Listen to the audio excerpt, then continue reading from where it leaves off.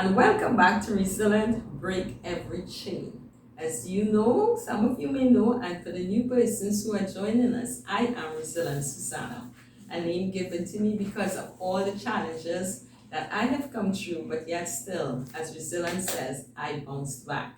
And therefore, my purpose is to help others through their challenges discover their purpose, fulfill their potential, and live their dreams. So that's why I'm here today on Resilient Break Every Chain. We just completed an awesome series, Resilient Ladies, my resilient ladies that I've been sharing with you. And truly, I thank you all for your support and for all the comments that came and for all the resilient ladies who shared their stories with us. So we are embarking on a new series. And in this series, we're going to be looking at some gentlemen because men are also resilient.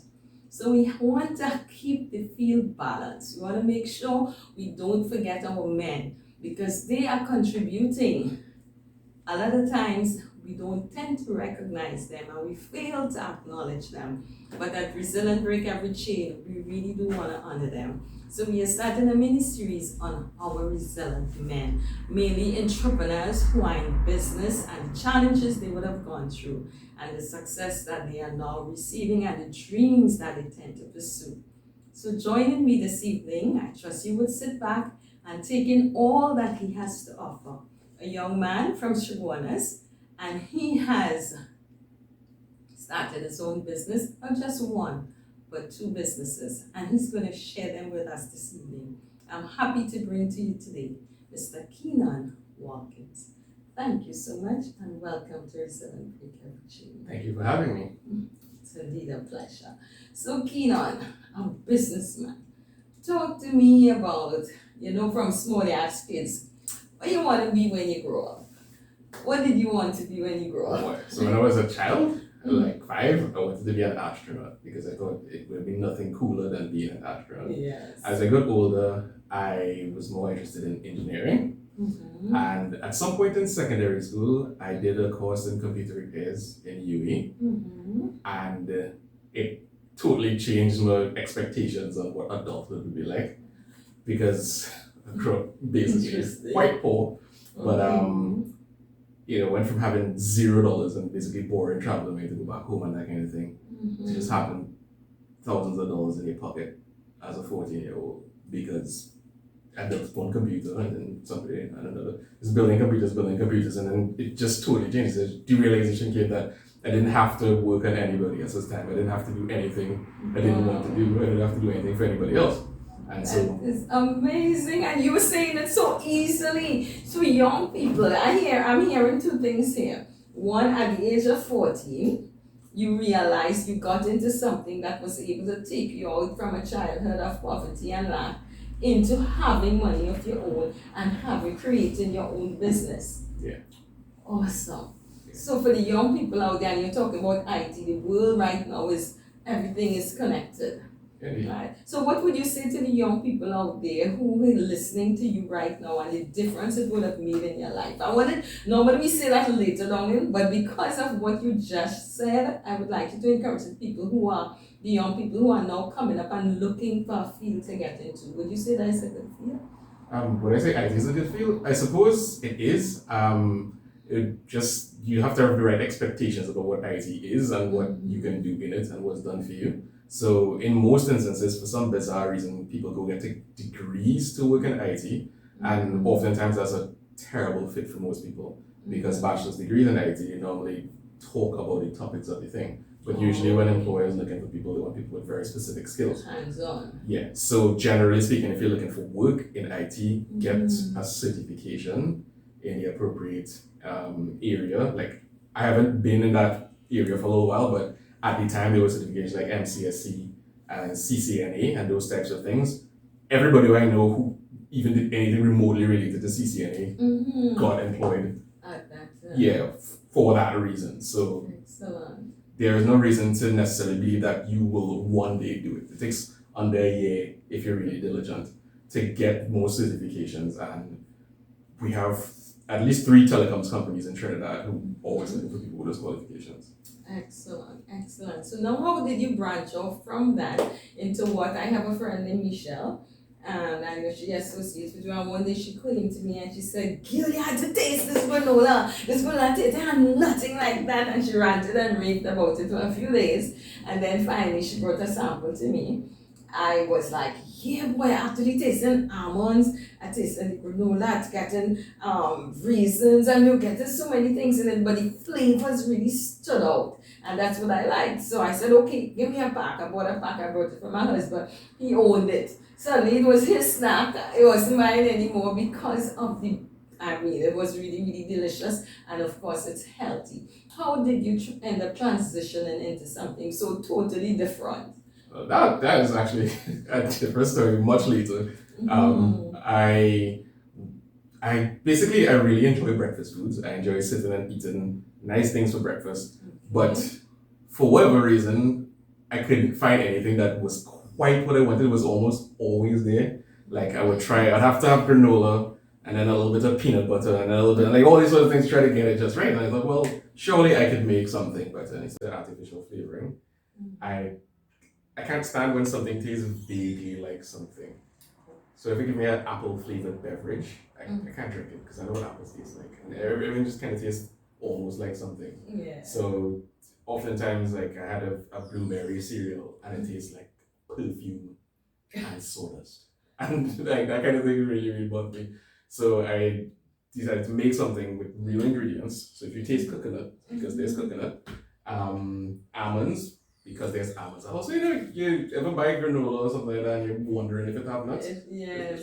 Yeah, look for it. Yeah, look for it. Yeah, no, there is an abundant amount of nuts of various kinds depending on the flavor that you're having. And that's what I was trying to do. So we believe that basically, well, you're eating something and it should be delightful. When you taste it, you should just feel happy. It is indeed delightful.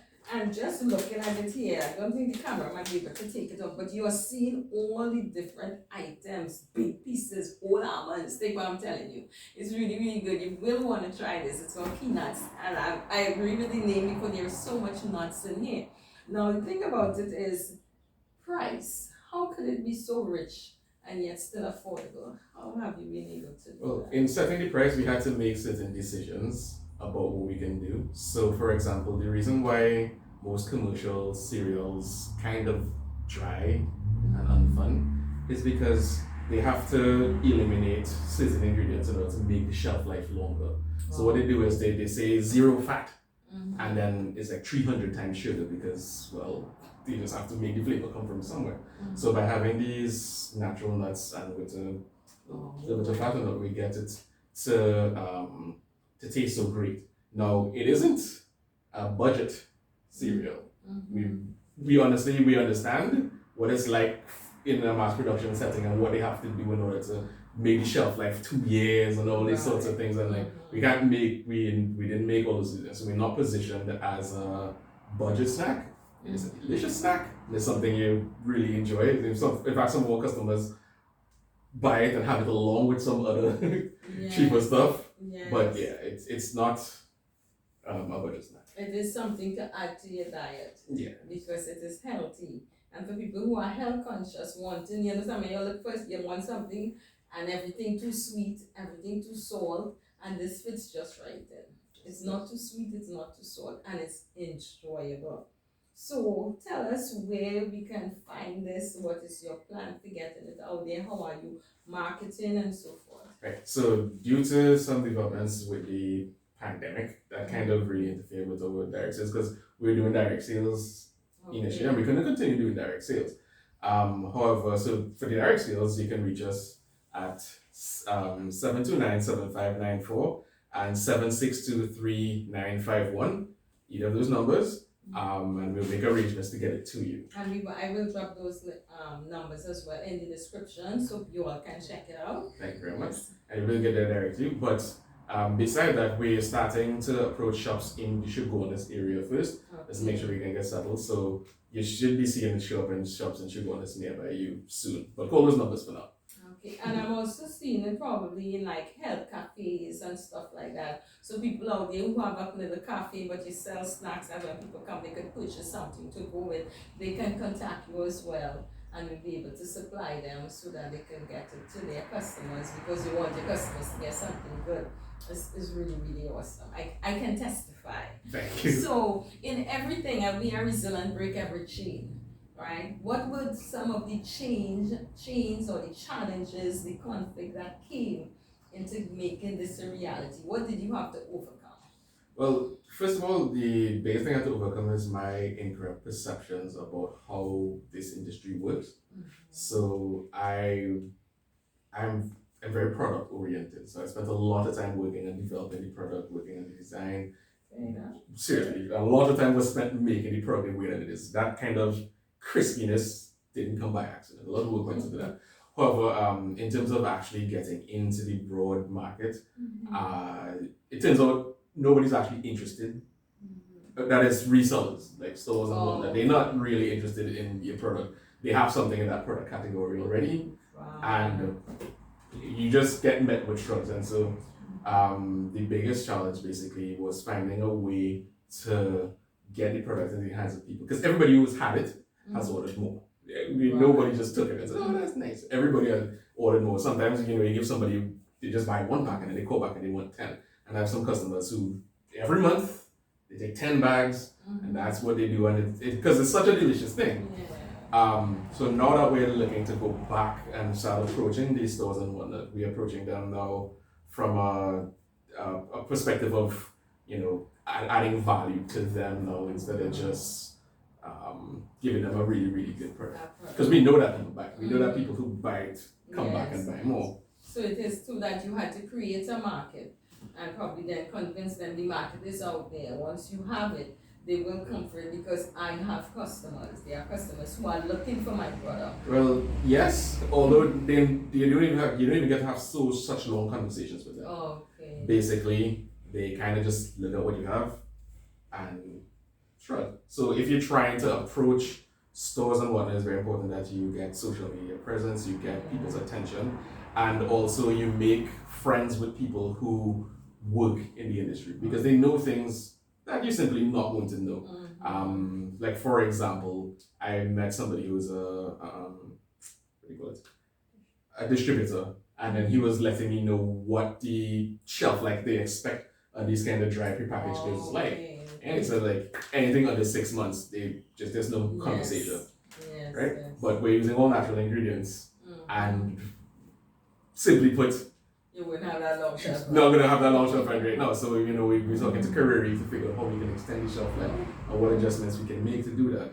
But that's these things I'd say. So try to understand the industry that you're trying to get into, and also partner with people. There's an expression that you can go fast if you go alone.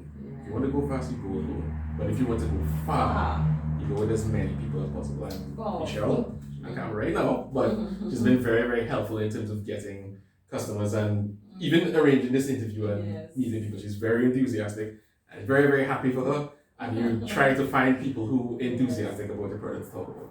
Excellent. So in spite of the challenges, you are pushing forward. And I want to believe this is going to become a name that we will hear about in time to come. Because more and more people, remember, orientation is also changing. Yes, the market right now, people want a quick buy, but there's a lot of people out there who are becoming more health conscious. And based on that, I want to believe with the proper marketing and being persistent and resilient, you will succeed. Now, is there anything else you would like to share with our viewers today? I'd just like to say that it's very important to consider the why you're doing what you're doing. It's not just good enough to have a good product. It's also very important that you make a decision about what you want to do, and then you make decisive action in that sense. So for example, in decision to use coconut oil instead of soybean oil in the production of the granola. You understand, like, soybean oil costs nothing. The coconut oil is really, really, really, really cheap. And there are health reasons for that as well. Well, yeah, so but that's it. I don't want to use soybean oil because it's not the product that I want to make. And so the decision to say, okay, this must be delightful. After you eat this, you can't be wondering if your heart will clog up. You can't be wondering, my blood sugar high. So we really, really emphasize that it should be delightful, you should enjoy it, but it should also be healthy. Awesome. So you said some powerful things there. And what I'm also hearing is that integrity. We live in a society where integrity is not so much of value as before.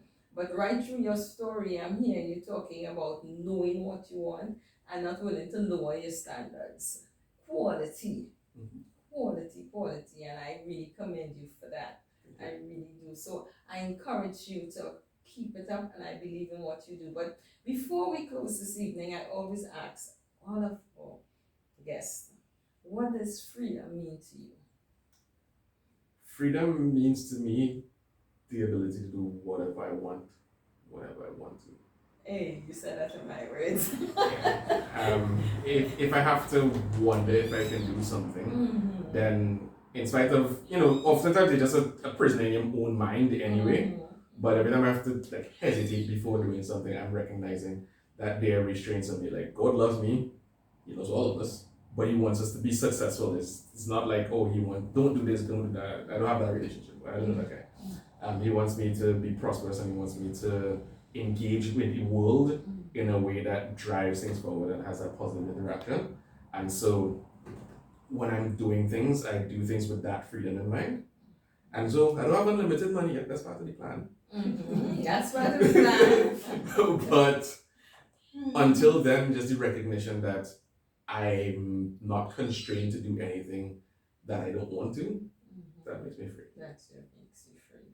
So thank you so much, Mr. Kheenan, for sharing with us and for sharing your product that I believe in and that I know is going to get out there. I know Michelle well, and she's going to continue to push it. So we'll be hearing more from you in time to come. You're welcome to come back and share with us again. So indeed, it's been a reward and a blessing. Can you say those numbers once more? Yes, the numbers are 729-7594 and 762-3951. Awesome. Are you on Instagram? We are on Instagram and we're on Facebook. Awesome. So we need to know. At Keynotes.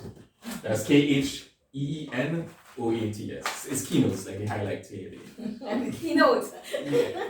Awesome. So that they can find you on Instagram as well. Yeah. And on Facebook under the same name. Yeah, under the same name. All right. So our viewers, please look them up. Give them the support, a young family, and must I add, newly recently married. So they're going to be bringing up a generation. Remember, we are chain breakers here. So with that kind of mindset and that attitude, that's what young people need, an environment to grow, to excel, and to be something that God has called all of us for purpose.